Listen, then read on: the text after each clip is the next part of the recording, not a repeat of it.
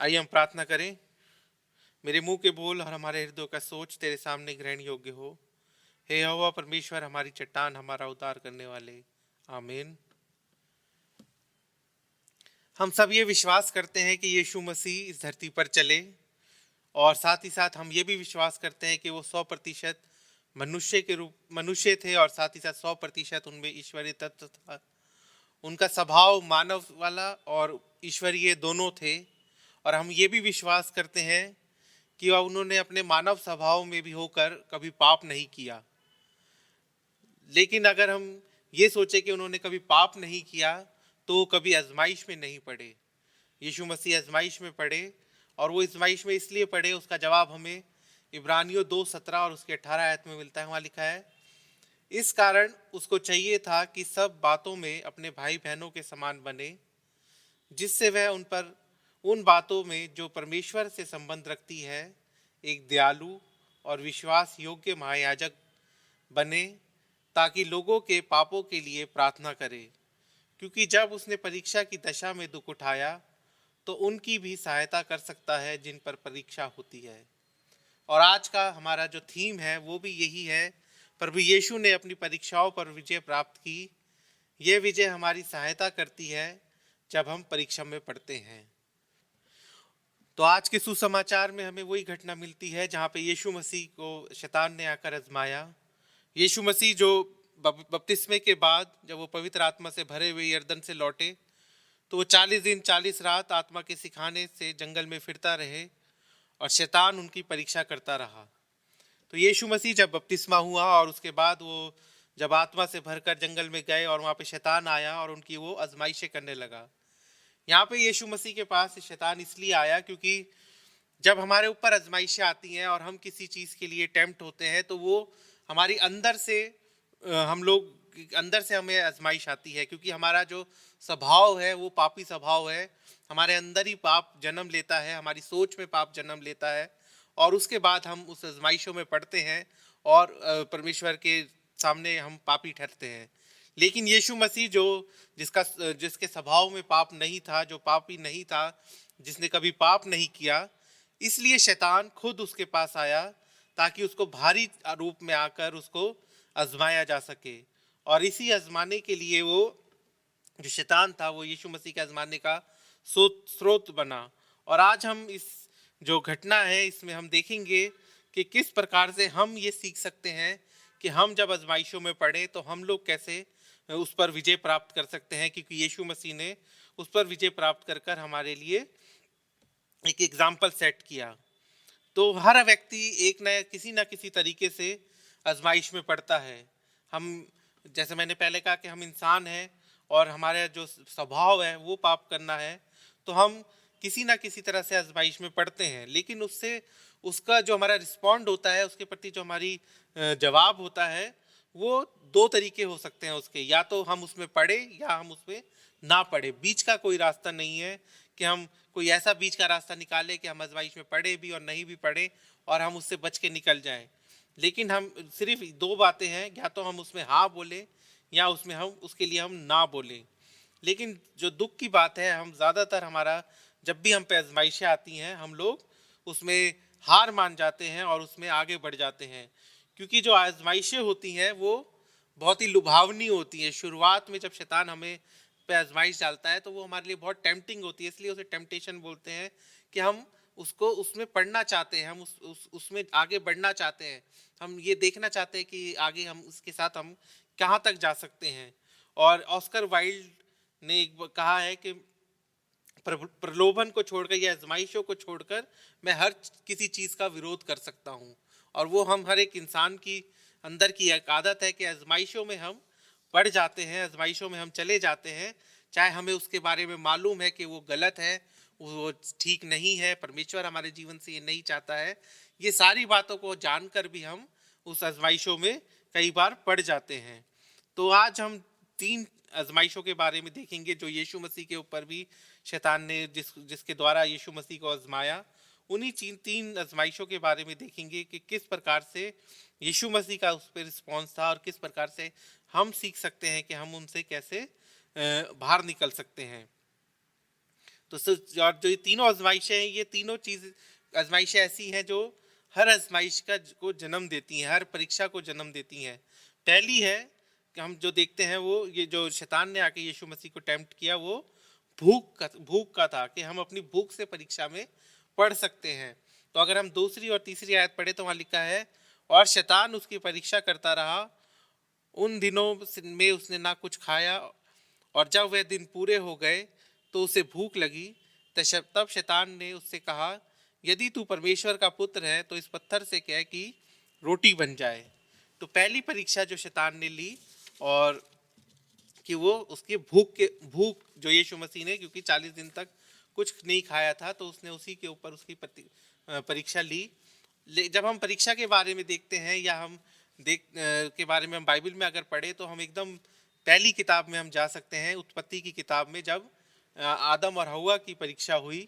और जब हव्वा के पास शैतान आया और उसने आकर उसको उस पेड़ के फल के बारे में बताया, और उसने जब हव्वा ने भी देखा कि वो पेड़ बहुत खूबसूरत है, उसका जो फल है वो बहुत मनभावना है, तो वो अपने आप को रोक नहीं पाई और उसने उस पेड़ के फल को तोड़ा और खाया, और ना केवल खुद खाया बल्कि आदम को भी खिलाया। तो यहाँ पे हम देखते हैं कि जो पेड़ का फल था वो जो हव्वा ने तोड़ा और खाया, वो इसलिए नहीं खाया कि उसको भूख लग रही थी, बल्कि उसने इसलिए खाया क्योंकि वो परमेश्वर ने बोला था कि वो जो है वो ज्ञान का वृक्ष है और नॉलेज का वृक्ष है। और शैतान ने आकर यही बोला कि अगर तू खा लेगी तो तेरे अंदर भी वही ज्ञान आ जाएगा, और जो परमेश्वर का ज्ञान है, और तू ये बोला कि तू उसके बराबर हो जाएगी। तो जो शैतान था वो उसने अपना काम कर दिया, और हव्वा ने भी ये सोचा कि अगर मैं ये फल खा लूँगी तो मैं परमेश्वर की बराबरी आ जाएगी मेरे अंदर। तो जो हम कह सकते हैं यहाँ जो भूख थी, वो उसकी पावर की भूख थी, शक्ति की, सामर्थ्य की भूख थी, जो उसने पाप करने में उसको आगे बढ़ाया। और इसी अगर हम भूख की बात कर रहे हैं, तो यहाँ पे हम उस भूख की बात नहीं कर रहे कि अगर हमें भूख लगी और हम बिरयानी के बारे में सोचें, या हम किसी और खाने की चीज़ के बारे में सोचें, बल्कि ये भूख जो है वो हमारी शारीरिक इच्छाओं की भूख है। कई बार हम सेक्सुअली दूसरे की तरफ आकर्षित हो जाते हैं, हम वो भूख के बारे में हम बात कर सकते हैं। हमें किसी चीज़ का नशा चढ़ जाए कि हमें वो चीज़ चाहिए ही चाहिए, चाहे वो लिटरली जो नशा होता है उसके बारे में हम बात करें, या कोई ऐसी चीज़ हो जिसको हमें अच्छी लगी और हमें अब वो चीज़ हमें चाहिए और उसका हमें नशा सवार हो जाता है। और या फिर हमारे पास जो है उससे अधिक पाने की जो भूख होती है कि हमारे पास अगर इतना पैसा है तो और पैसा होना चाहिए, इतनी शक्ति मेरे पास है तो और होनी चाहिए, इतनी सामर्थ्य है तो और होनी चाहिए, तो और ज़्यादा से ज़्यादा पाने की हमारे अंदर भूख आ जाती है। तो फिर वो पाने के लिए हमें कोई भी उसकी कीमत चुकानी पड़े या कुछ भी हमें करना पड़े, हमें वो भूख शांत करने के लिए हम एकदम उतावले हो जाते हैं। और जब हम ऐसा होता है तो शैतान उसका इस्तेमाल हमारे ऊपर करता है, और वो भूख हमारे अंदर और बढ़ाता जाता है, और हम और ज़्यादा परीक्षाओं में पड़ते जाते हैं, और ज़्यादा हमारे जीवन से गलत काम होते चले जाते हैं। तो लोग कई बार इस चीज़ के लिए बहाना भी लगाते हैं कि कुछ लोग ये कहते हैं, जब वो अपनी शादी के बाहर संबंध बनाते हैं, तो ये कह के उसका बहाना बनाते हैं कि मेरे को अपनी पहली शादी में वो प्यार नहीं मिला। वो अलग बात है कि उनके 3 या 4 बच्चे होते हैं, लेकिन वो फिर भी कहते हैं कि हमें वो प्यार नहीं मिला, इसलिए हम दूसरी औरत की तरफ आकर्षित हुए या दूसरे व्यक्ति की तरफ आकर्षित हुए कि हमें वो प्यार पाना था। लेकिन जो उनकी अंदर की जो इच्छा होती है, वो उसको छुपाने के लिए वो ये बहाने लगाते हैं। कई लोग होते हैं कि उनके पास सब कुछ है, रुपया पैसा धन दौलत सब कुछ है, लेकिन वो दूसरों को धोखा देते हैं, दूसरों को का नुकसान पहुंचाते हैं ताकि उनका और फायदा हो और धन दौलत उनके पास आए। तो वो जो भूख हमारे अंदर बढ़ती जाती है, उसी को हम शांत करने के लिए और भी ज़्यादा लोगों को तकलीफ देते हैं, और भी ज़्यादा लोगों से हम गलत काम करते हैं।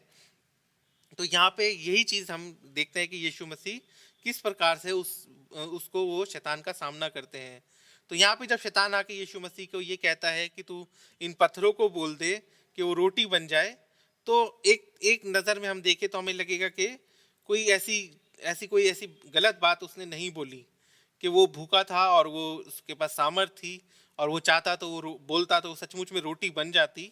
तो हमें एक नज़र में ये गलत नहीं लगेगा। लेकिन अगर हम जब हम देखेंगे यीशु मसीह के बारे में और यीशु मसीह का के तरफ से हम सोचेंगे, तो हमें पता लगेगा कि यीशु मसीह ने जो उसका जवाब दिया वो क्यों सही था। क्योंकि वो जानता था कि शैतान उसको आजमा रहा है, और वो जानता था कि ये जो शैतान है वो चाहता है कि वो उसकी बातों में आ जाए और वो गलत काम करे। इसलिए यीशु मसीह ने उसको तुरंत जवाब दिया कि लिखा है मनुष्य केवल रोटी से जीवित नहीं रहेगा। तो रोटी से हम नहीं रहेंगे जीवित, क्योंकि हम परमेश्वर के वचन के द्वारा, परमेश्वर की बातों के द्वारा और परमेश्वर के अनुग्रह के द्वारा भी हम जीवित रह सकते हैं, हम उसके पीछे चल सकते हैं। तो वो जो यीशु मसीह ये जानता था कि वो शैतान उसको आजमा रहा है, और उसने उसी इस प्रकार से उसको जवाब दिया। कई बार हम लोग भी ये जानते हैं कि हम आजमाइश में पड़ रहे हैं, शैतान हमारे को वर्गला रहा है, हमें गलत चीज़ें करने के लिए वो कह रहा है, लेकिन हम उसमें फिर भी हम पढ़ते जाते हैं, हम उस आजमाइशों में आगे बढ़ते जाते हैं और हम उसका सामना नहीं करते। फिर हम दूसरा जो हम देखते हैं लूका 4 और 5 से 7 आयत में, जो दूसरी आजमाइश के बारे में, तो वहाँ ये लिखा है, तब शैतान उसे ले गया और उसको पल भर में जगत का सारा राज्य दिखाए और उससे कहा, मैं ये सब अधिकार और इनका वैभव तुझे दूंगा, क्योंकि वह मुझे सौंपा गया है और जिसे चाहता हूँ उसी को देता हूँ। इसलिए यदि तू झुककर मुझे प्रणाम करे तो यह सब तेरा हो जाएगा। जो दूसरी आजमाइश शैतान यीशु मसीह पर लेकर आया वो ये थी कि उसने उसको सारे सामर्थ के बारे में सामर्थ दिखाया, शक्ति के बारे में। तो हम दूसरी जो परीक्षा हम पे आती है वो है शक्ति की परीक्षा या सामर्थ्य की परीक्षा हम पर शैतान लेके आता है। तो जब हम शैतान इस परीक्षा आती है और हम देखते हैं कि जब हवा पे भी परीक्षा पड़ी थी, तो उसमें भी यही परीक्षा में वो पड़ी थी कि उसको लगा कि उसके अंदर परमेश्वर का ज्ञान आ जाएगा, जो नॉलेज परमेश्वर की है वो उसके अंदर आ जाएगी और वो परमेश्वर की तुल्य हो जाएगी। तो वो उस परीक्षा के कारण वो शक्ति को पाने के लिए उस लालसा में वो उस परीक्षा में वो पड़ गई और उसने वो फल तोड़ा और वो खा लिया। तो शैतान भी हमको यही आजमाइश डालता है कि हम लोग भी ऐसी परीक्षाओं में पढ़े, हमें भी ऐसी लालसा डालता है कि हमारे अंदर हमें वो सामर्थ्य मिल जाए कि हम दूसरों के ऊपर अपना अधिकार कर सके, दूसरों को लोग हमारे अंडर में आ जाए, हम जिससे चाहे वो काम करवाने वाले हो सके। लेकिन जो हमारे अंदर इस शक्ति की जो लालसा आती है उसको प्राप्त करने के लिए फिर हम कोई भी कीमत चुकाने के लिए तैयार रहते हैं। फिर हम अपनी शिष्टाचार, अपनी नैतिकता, अपनी ईमानदारी सब कुछ त्याग देते हैं और वो सामर्थ्य पाने के लिए, वो शक्ति पाने के लिए हम अब कुछ भी करने को लिए तैयार रहते हैं। तो किसी व्यक्ति ने कहा है कि जो शक्ति है, जो सामर्थ्य है, जो अधिकार है, वो एक नशा है। शराब के द्वारा किया गया नशा तो एक बार को फिर भी हम उस पर काबू पा सकते हैं, लेकिन अगर हम पर पावर का नशा चढ़ गया, शक्ति का नशा चढ़ गया, तो हम उससे बहुत मुश्किल है कि हम उससे बाहर निकल सकें या उससे अपने आप को ठीक कर सकें।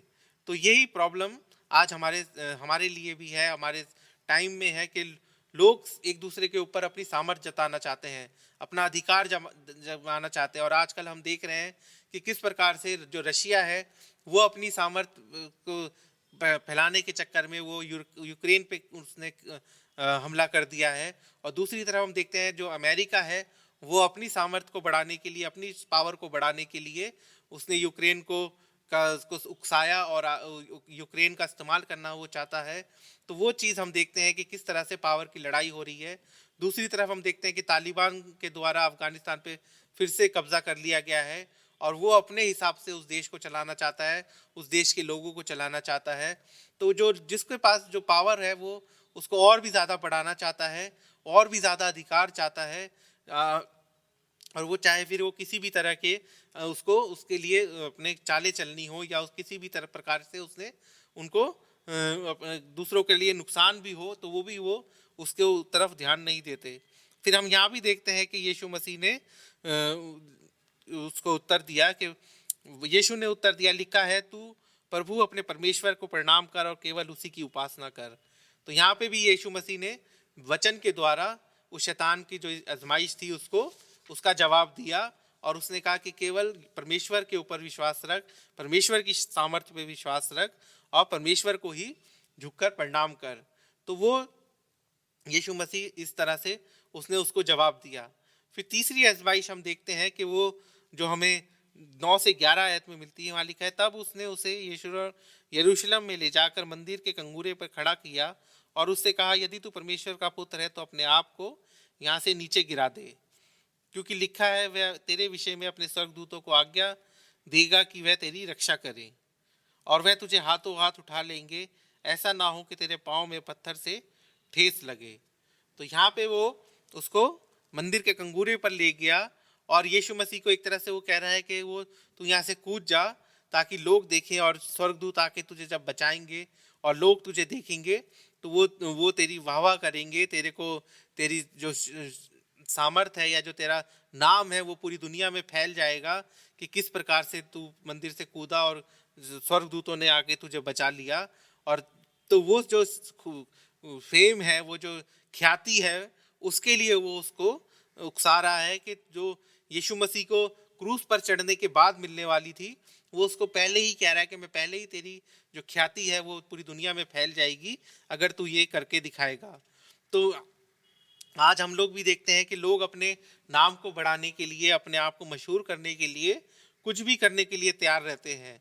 और कुछ भी वो हम देखते हैं आजकल कि टिकटॉक वीडियो और भी जगह में हम सोशल मीडिया पे देखते हैं कि लोग उल्टे सीधे वीडियो बनाते हैं ताकि वो लोग फेमस हो जाएं, उल्टे सीधे तरीके अपनाते हैं, कुछ भी करने के लिए तैयार रहते हैं कि वो किसी भी तरह से फेमस हो जाएं। और वही चीज़ शैतान यीशु मसीह को फेमस होने के लिए टेम्प्ट कर रहा है।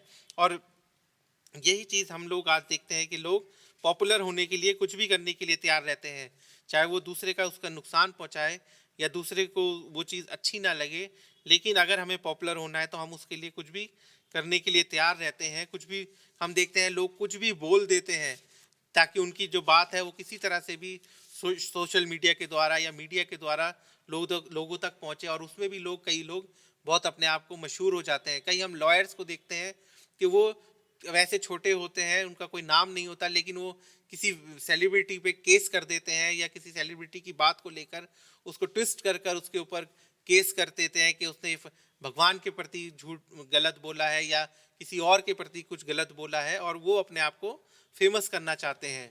तो वही चीज़ आज आजमाइश हम सब पे भी आती है। हम सब भी चाहते हैं कि हम भी किसी तरह से फेमस हो जाए, चाहे पूरी दुनिया में ना हो, चाहे दिल्ली शहर में ना हो। कई लोग तो ये भी कोशिश करते हैं कि वो अपनी कलीसिया में ही फेमस हो जाए, कलीसिया में ही लोग उनकी तारीफ करें या उनको जाने, क्योंकि कई लोग ऐसे ऐसे काम भी फिर करते हैं, पास्टर कमेटी में आना चाहते हैं इसी कारण से कि वो कलीसिया में फेमस हो जाए, लोग उनको जाने। कई लोगों का यही मोटिव होता है पास्टर कमेटी में आने का, या चर्च में आगे आगे आके वो कुछ ऐसे काम करना चाहते हैं कि लोग उनको जाने। या हम अपने और भी जीवन में हम देखते हैं लोग कुछ भी तरीका अपनाते हैं फेमस होने के लिए। हर किसी के मन में ये बात रहती है कि लोग उनको जाने, वो उनको पहचाने, और इसी चीज़ का फ़ायदा फिर शैतान उठाता है और लोगों से गलत काम करवाता है, लोगों को गलत तरीके अपनाने पे मजबूर करता है। लेकिन यहाँ पे भी यीशु मसीह उसको वचन के द्वारा ही जवाब देते हैं और वो कहता है, यीशु ने उसको उत्तर दिया, ये भी कहा गया है, तू प्रभु अपने परमेश्वर की परीक्षा ना करना। तो हम लोग को भी यही चीज़ है कि हम लोग भी परमेश्वर की परीक्षा ना करें, हम लोग भी इस बात को ज्ञान में रहें कि परमेश्वर हमारे जीवन से क्या चाहता है। अगर हम परमेश्वर में सच्चाई से चलते हैं, ईमानदारी से चलते हैं, तो हमें इस बात का देखने सोचने की ज़रूरत नहीं है कि हम फेमस होते हैं कि नहीं होते, क्योंकि दुनियावी चीज़ों में हमें फेमस नहीं होना है। हमें दुनियावी लोगों के सामने अपने आप को नहीं साबित करना है, हमें परमेश्वर के सामने अपने आप को साबित करना है। हमें अगर परमेश्वर की निगाह में, परमेश्वर के सामने हम होकर चल रहे हैं और परमेश्वर की निगाहों में हैं, तो वही चीज़ हमारे लिए ज़्यादा मायने रखती है। तो आज हमने देखा कि जिस प्रकार से यीशु मसीह के ऊपर हमने 30 आजमाइशों को देखा और उन तीनों आजमाइशों का जो जवाब था वो यीशु मसीह के द्वारा हमने देखा कि वो उसने वचन के द्वारा दिया। उसने कुछ शैतान को कुछ और नहीं बोला, बस ये बोला कि लिखा है। कहाँ लिखा है? बाइबल में लिखा है या वचन में लिखा है। और आज हमारे लिए भी यही गाइडलाइन है।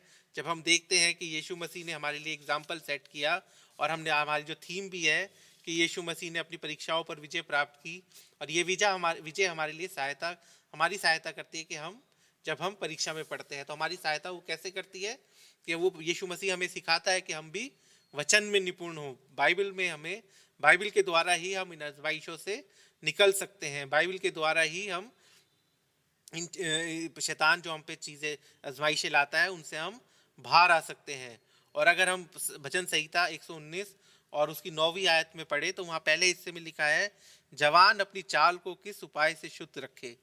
और फिर उसके बाद दूसरे हिस्से में वो उसका उत्तर देता है, तेरे वचन के अनुसार सावधान रहने से। तो वचन के अनुसार जब अगर वचन मालूम है तो हम सावधान भी रहेंगे, और जब शैतान हम पे आजमाइशें लाएगा तो हम वचन के अनुसार उससे अपने आप को बचा सकते हैं। फिर 119 की 11वीं आयत में कहता है, मैंने तेरे वचन को अपने हृदय में रख छोड़ा है कि तेरे विरुद्ध पाप ना करूं। तो वचन को हमारे हृदय में होना चाहिए, हमारे अंदर होना चाहिए। हमें ये नहीं कहना चाहिए कि बाइबल में कहीं पे वहाँ पे ये लिखा है, कहीं पे ऐसा लिखा है, बल्कि हमें पता होना चाहिए बाइबल में कहाँ पे क्या लिखा है। तो तभी हम इन आजमाइशों से हम अपने आप को बचा सकते हैं। तो कई बार हमें ये लगता है कि अरे बाइबल इतनी बड़ी है तो हम इसको कैसे याद रख सकते हैं। तो जितना हम बाइबल को पढ़ेंगे उतना ही हम उसको हमारे दिमाग में वो बैठती जाएगी, हमारे हृदय में वो घर करती जाएगी। तो हम बाइबल को एक बार नहीं, 2 बार नहीं, 3 बार नहीं, बल्कि पढ़ते जाए, हमेशा पढ़ते रहे। हम कोई भी तरीका अपना सकते हैं बाइबल को पढ़ने के लिए, लेकिन हम बाइबल को जितना पढ़ेंगे उतना ही हम वचन में, परमेश्वर के ज्ञान में बढ़ते जाएंगे, और उतना ही वो हमारे को आजमाइशों में जब हम आएगी हमारे ऊपर तो हमें उससे सहायता मिलेगी। हम हमारे जो परमेश्वर यीशु मसीह ने जो हमें प्रार्थना सिखाई है उसमें भी हम दुआ करते हैं कि हमें आजमाइश में न पड़ने दे बल्कि बुराई से बचा। तो वही चीज़ हमें बचा सकती है जब हम उसके वचन में अपने आप को निपुण बनाते जाएंगे, उसके वचन में अपने आप को बढ़ते जाएंगे। जब हम पे परीक्षा आती है शुरुआत में वो बहुत छोटी लगती है, छोटी सी बात लगती है कि जिस तरह से हमें लगेगा अरे ये क्या, ये तो छोटी सी बात है। जिस तरह से हम देखते हैं कि उस शैतान ने आके यीशु मसीह को बोला, क्योंकि वो जानता था इसने कुछ खाया पिया नहीं है, तो कहता है तू इन पत्थरों को बोल कि ये रोटी बन जाए। तो वो एक छोटी सी बात थी। अगर यीशु मसीह जो खुद परमेश्वर था और वो ऐसा चाहता तो वो कर भी सकता था, लेकिन उसने वो नहीं किया। इसी तरह से हमें भी कोई छोटी सी बात लगेगी, कोई छोटा सी ऐसी चीज़ लगेगी कि इसको मैं कर दूंगा तो क्या होगा, या हम कई बार हम मजाक में सोचते हैं चलो मैं झूठ बोल दूंगा, तो मजाक में तो बोल रहा हूँ उसमें क्या है। लेकिन कई बार वही झूठ बढ़ता जाता है और इतना बढ़ जाता है कि वो एक पाप का रूप ले लेता है। हमें उस झूठ को छुपाने के लिए फिर कई झूठ बोलने पड़ते हैं। तो वो शैतान हम पे इसी तरह से आजमाइशें लाता है और हमें उनसे अपने आप को बचना चाहिए। तो जब हम देखते हैं कि यीशु मसीह किस प्रकार से वचन से और किस प्रकार से उसने उसको जवाब देकर वो बच के उसने अपने आप को बचाया शैतान की परीक्षाओं से, वही एग्जाम्पल वो हमारे सामने सेट करता है। और अगर हम यहूदा और उसके याकूब और उसकी पहली आयत और उसकी चौथी आयत, पहले बाप और उसकी चौथी आयत में देखेंगे तो वहाँ लिखा है, परंतु प्रत्येक व्यक्ति अपनी ही अभिलाषा में खिंचकर और फंसकर परीक्षा में पढ़ता है। तो हमारे अंदर की जो अभिलाषाएं हैं हम उन्हीं के द्वारा परीक्षा में पढ़ते हैं। और फिर हम पहला कुरिन्थियों 10:13 में पढ़ते हैं, वहाँ लिखा है, तुम किसी ऐसी परीक्षा में नहीं पढ़े जो मनुष्य की सहन से बाहर है, और परमेश्वर सच्चा है, वह तुम्हें सामर्थ्य से बाहर परीक्षा में ना पढ़ने देगा, वरन परीक्षा के साथ निकास भी करेगा कि तुम सह सको। तो परमेश्वर हम पे परीक्षाएं हम पे जो आती हैं वो इतनी बड़ी नहीं हो सकती कि हम उसको सहन ना कर सके, उससे अपने आप को बचा ना सके। बल्कि जब हम परीक्षा में पढ़ते हैं तो परमेश्वर हमें उससे निकलने का रास्ता भी हमें बताता है। हम पे इतनी परीक्षा नहीं आती कि हम उसको सह सके। तो परमेश्वर हमारा सच्चा परमेश्वर है, वो हमारे को हर तरीके से हमारी सहायता करने के लिए तैयार रहता है, हर तरीके से हमें बचाने के लिए तैयार रहता है। बस ये है कि हम खुद उससे बचना चाहें, उन परीक्षाओं में से हम बचना चाहें, उन टेम्पटेशन से हम बचना चाहें, तो वो हम पे डिपेंड करता है। क्योंकि जब हम परीक्षा में पढ़ते हैं तो हम इसलिए पढ़ते हैं क्योंकि हम उसको एंजॉय करते हैं, हमें वो अच्छी लगती हैं, तो हम इसलिए उसमें बढ़ते जाते हैं। लेकिन अगर हम उससे बचना चाहें तो हम शुरुआत में ही उससे हम बच सकते हैं, और उसका सबसे अच्छा जो हमारे लिए हथियार है उससे बचने का, वो है परमेश्वर का वचन और जब हम परमेश्वर के वचन में परिपूर्ण होते हैं, उसको जानते हैं, तो जो उसकी पवित्र आत्मा है वो हमारी सहायता करती है इन परीक्षाओं से निकलने के लिए। आइए हम प्रार्थना करें। हे सर्वशक्तिमान दयालु परमेश्वर, धन्यवाद करता हूँ आज के वचन के लिए। धन्यवाद करता हूँ परमेश्वर कि आप के सच्चे प्रेम के लिए जो आप हमसे करते हैं, और जब हम परीक्षाओं में पढ़ते हैं परमेश्वर, तो आप हमें उनसे निकलने का रास्ता भी बताते हैं परमेश्वर। तो हम सबको ये मन दीजिए कि हम परीक्षाओं को अपने जीवन में बड़ा ना होने दें, बल्कि परमेश्वर उनको पहले ही अपने जीवन से निकाल दें, उनसे उन पे काबू पा सके परमेश्वर। हमें अपनी सामर्थ से परिपूर्ण कीजिए, अपने वचन में, अपने ज्ञान में आगे बढ़ाइए परमेश्वर, ताकि हम इन परीक्षाओं से बचकर निकल सकें परमेश्वर। तो हम सबके साथ होइए, जिस तरह से यीशु मसीह ये शैतान को अपने पास से भगाया परमेश्वर, वही सामर्थ्य हमें भी दीजिए कि हम भी उसको अपने पास से भगाएं और परमेश्वर आपकी उपस्थिति में आ सके। परमेश्वर हम सबके साथ होइए, अपनी आशीष हम सब पे बनाए रखिए। प्रार्थना आपके प्यारे बेटे खुदा यीशु मसीह के नाम से मांगते हैं, आमीन।